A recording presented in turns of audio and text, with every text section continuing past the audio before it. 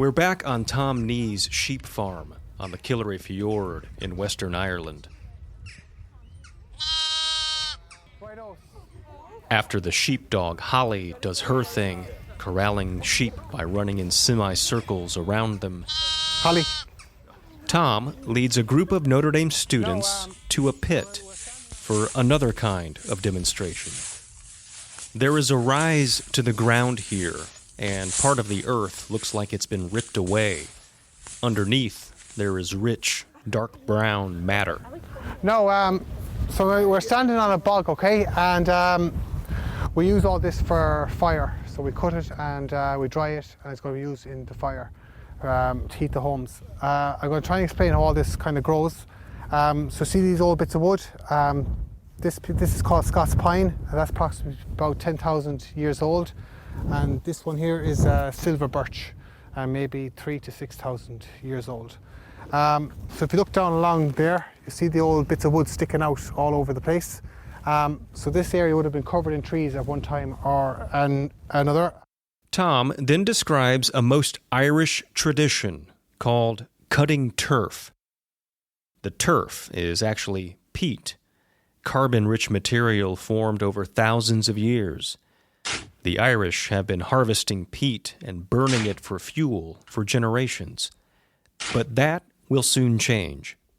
Basically, we're cutting a bit of turf now, but the whole process is going to stop because of environmental reasons. Okay. Because the bogs now draw carbon. The scientists are saying that all this bogland... Carbon sink? Yes, carbon sink. Got you, okay. Yeah.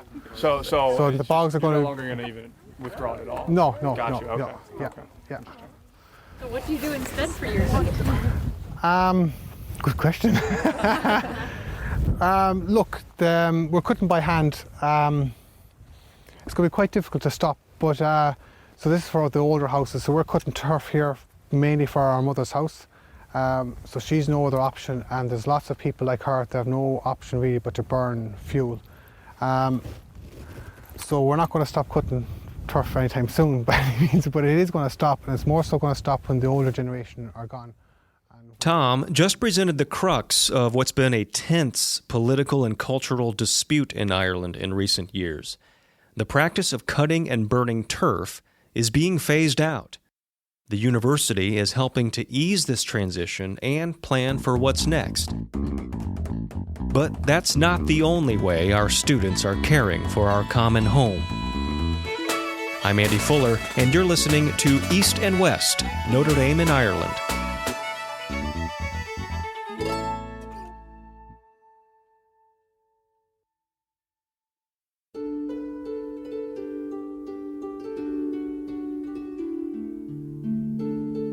If asked to describe the Irish landscape in a single word, most people would say green. How much green? Well, let's just say Johnny Cash probably had it right. About 40 shades of green. Most of us think of the bright emerald green that covers the rolling hills and mountains in the western part of Ireland. But a big chunk of the Emerald Isle isn't really emerald at all. About 20% of the island is covered in a dark, almost brownish forest green. These are the bogs. And one of these bogs is where we caught up with Mariana Silva, a Notre Dame graduate student.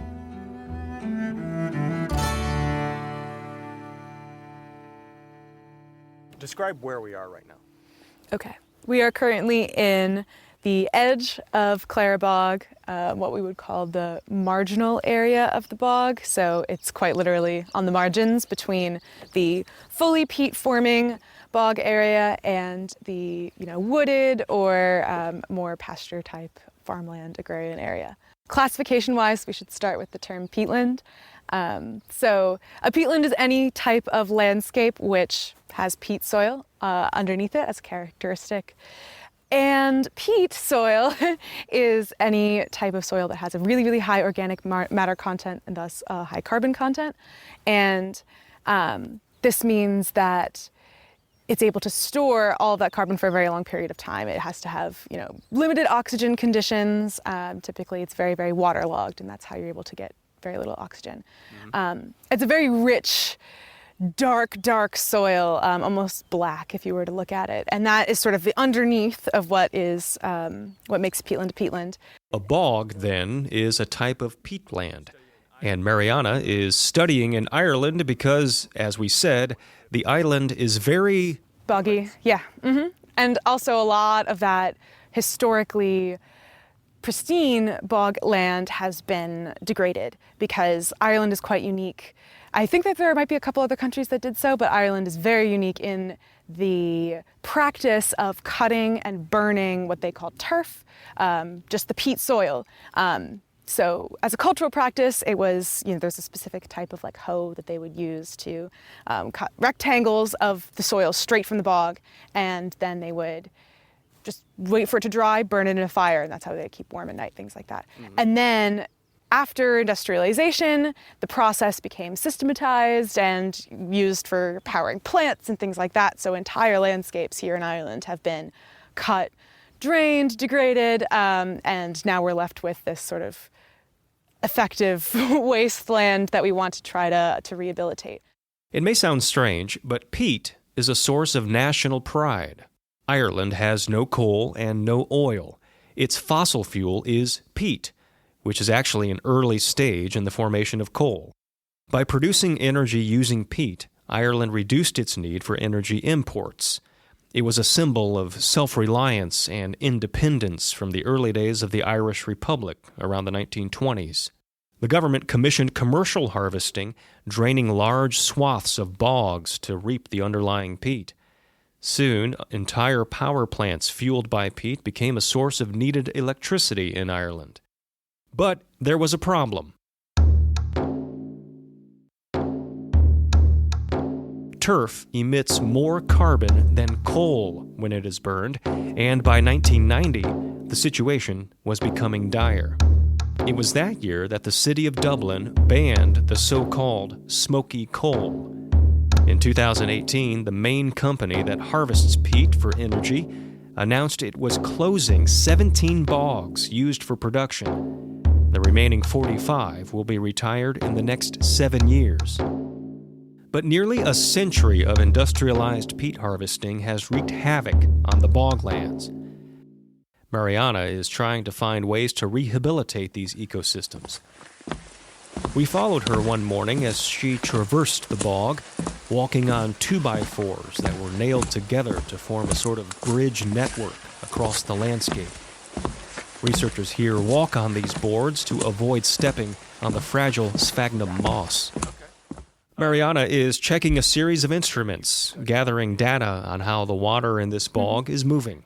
I study ecohydrology, which means the coupled interaction between water movements underneath the soil that we're standing on here and the plant growth and chemical cycling that is intrinsically linked, I would say, with the water movement, the hydrology of the soil. So getting all of that straight with the end goal of being able to control some of those features, like the water table, how high the water is up in the soil, to see whether or not we can encourage sphagnum growth, or we can restore previously destroyed or cut or drained bogs to become sphagnum dominated and building peat again.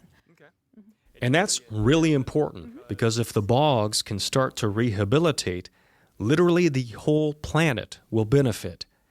Boglands have the potential to store more carbon than the world's rainforests. For Ireland, they play a key role in complying with EU carbon standards. The role of bogs being carbon stores makes them worth protecting. And it's difficult when we talk about restoration, because we're talking about rehabilitating a landscape that might take years and years of geologic time to get back to what we're thinking of a store. But trying to do that is still better than nothing from a lot of scientists' perspectives. And then being able to keep that initiative going and encourage people to look in their backyard and be like, I live near a bog, I care about this area, and, you know, protect the areas that are left is also a big element of just studying, you know, what we have left and figuring out how to restore. The problem is, many who live near a bog still rely on it for energy. Turf is still allowed to be cut and drained in rural areas, and today, some people who live in these areas view efforts to stop the practice as an assault on their way of life. Others, like Tom Nee and his mother, are aware of the environmental impact of the practice, but don't have much of an alternative option. Mariana is acutely aware of her place in the ongoing national dialogue. It depends on who you talk to. I've had conversations with a few Irish people, young and old.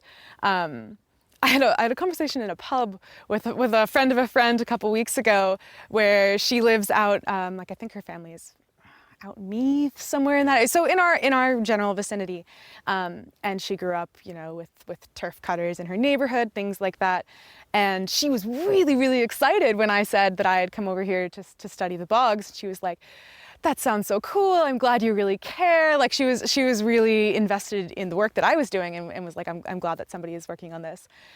I've also had conversations with, you know, older generations of people who I almost kind of have to reassure that their lives were not the sole detriment to the environment or anything. Like, I'm not blaming you, I'm not pointing this finger, especially because even the turf cutting practices that are happening right now, relative to a lot of the other detrimental actions to the environment that you can take, especially with regards to peat burning, making sure that the industrial aspect was stopped was the heaviest hitter. And even if small areas of the bog here and there are being cut away, they're not being cut over completely. And that already is a big enough difference that I can say, you know, this cultural practice is probably not going to go away. I don't mean for it to go away completely. I don't want to eradicate it, even though in our numbers, that's what we write down for ideal. I still want to validate that history.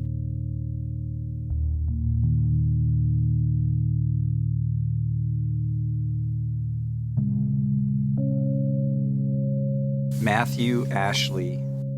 I'm an associate professor of theology at Notre Dame. There's a broader context for Mariana's work.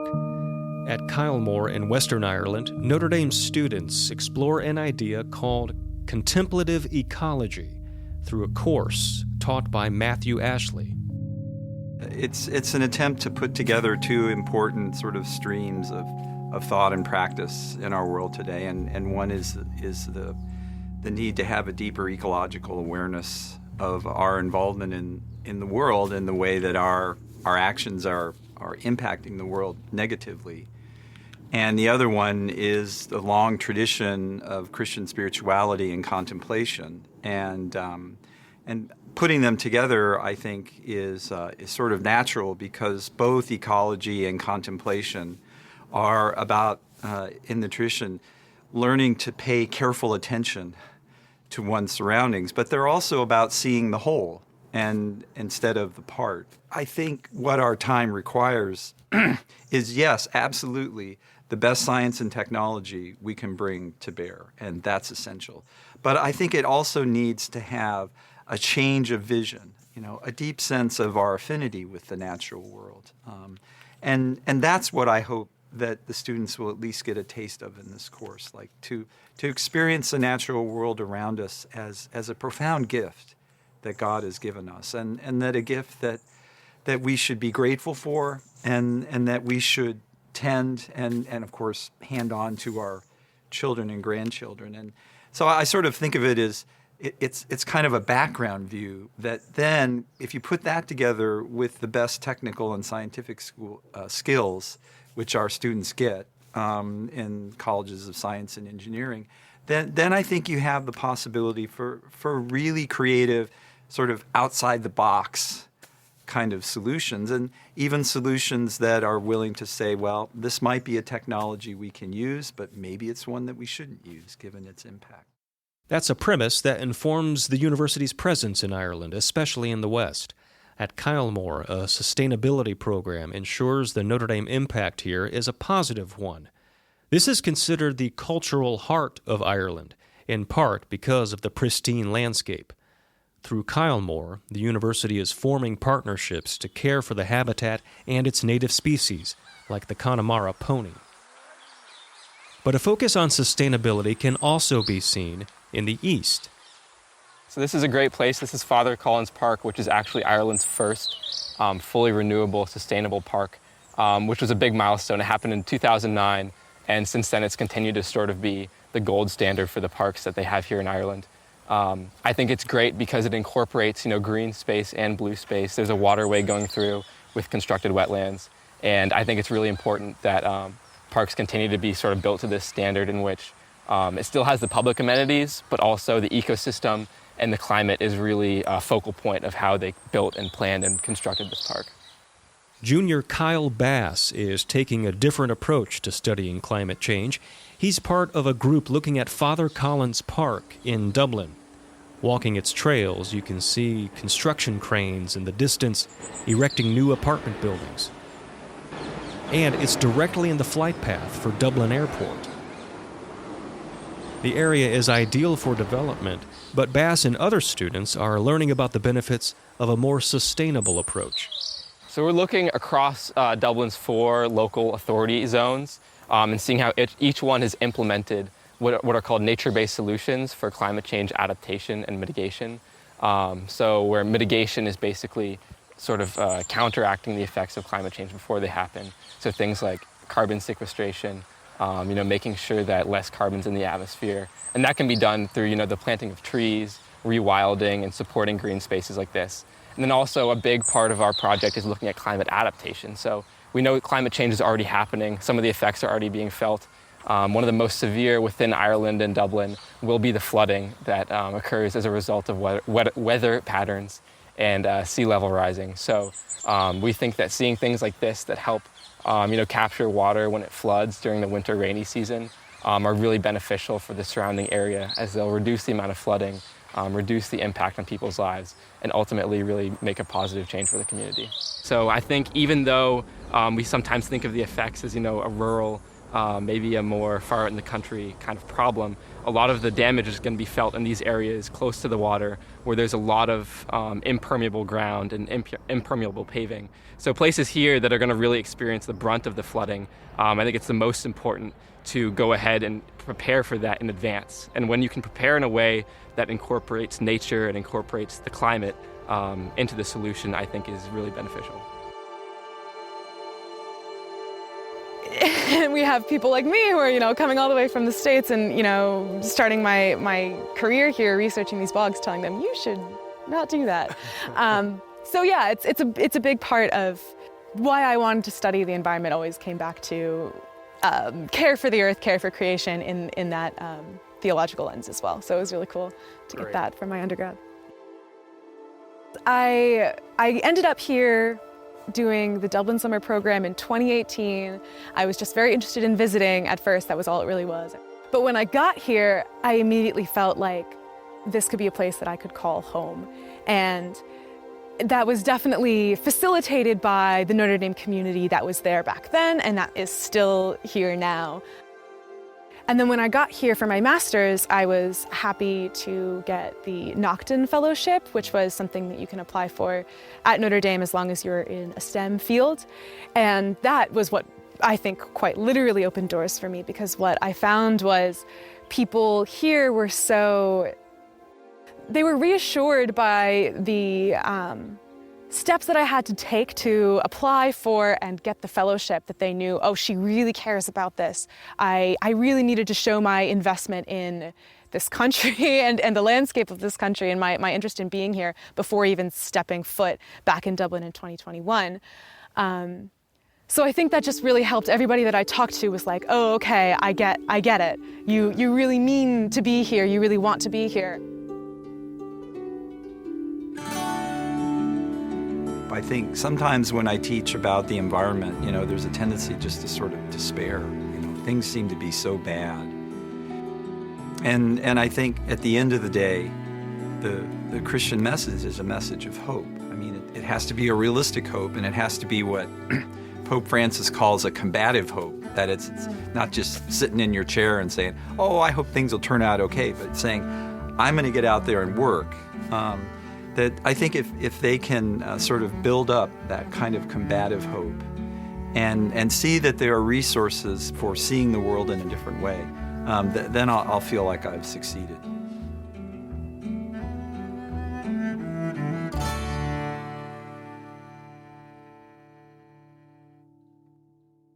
Next time on East and West, Notre Dame in Ireland. We complete our journey by visiting the East, Dublin. We're not trying to sell you something. We're trying to say, okay, want to understand Ireland? Here you go. It's here that everything is placed in context, both for Ireland and for Notre Dame. So Notre Dame is famous in Ireland, not just for the college football, but also for the education element. Having places to be on both sides of Ireland is giving you a very diverse experience in terms of what you're experiencing in Ireland. Has enhanced my sense of what it means to be American, because I'm also learning of what it means to be European. Over in America, nobody's going to say to you, oh, you have an American accent. The minute you open your beautiful mouths here in Dublin, people are going to say, oh, you're American. That's next time on East and West, Notre Dame in Ireland.